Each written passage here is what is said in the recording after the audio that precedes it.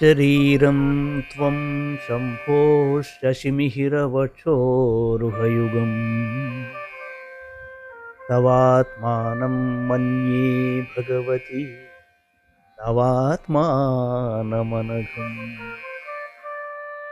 అతశేషశేషీత్యయముభయసాధారణతయా స్థితః సంబంధో వాం సమరసపరానందపరయోః. ఓ భగవతి, శంభునకు నీవు చంద్రసూర్యులే, చనుగవగా ఉన్న శరీరానివి. విశ్వమే జగన్మాతృమూర్తి, ఇదే శివుని శరీరం. నవవ్యూహాలతో కూడిన దోషరహితుడైన శివుడు నీ శరీరం. ఈ విధంగా శేషిభావాలు సామరస్యప్రదానంద స్వరూపులైన మీ ఉభయులకు సమానమే అని చెప్పడం జరిగింది. శేష అంటే అప్రధానము, ఉపాధి, శరీరం ఆశ్రయించినది. శేషి అనగా ప్రధానము, ఆత్మ ఆశ్రయం. సృష్టి స్థితులలో శక్తి ఆశ్రయంగా శివుడు. ఈ స్థితిలో శక్తి శేషి, శివుడు శేష అని చెబుతారు.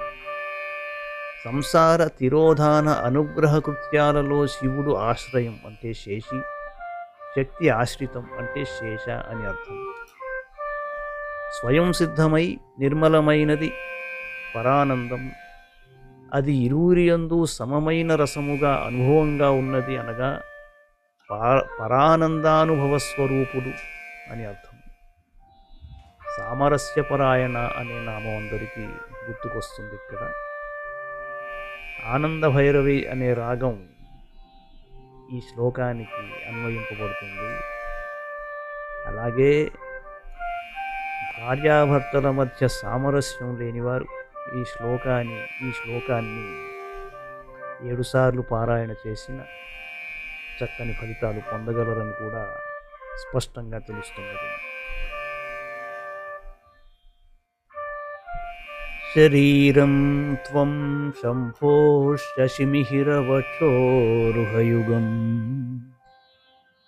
తవాత్మానం మన్యే భగవతి తవాత్మానమనఘం అతశేషశేషీత్యయముభయసాధారణతయా స్థితః సంబంధో వాం సమరసపరానందపరయోః.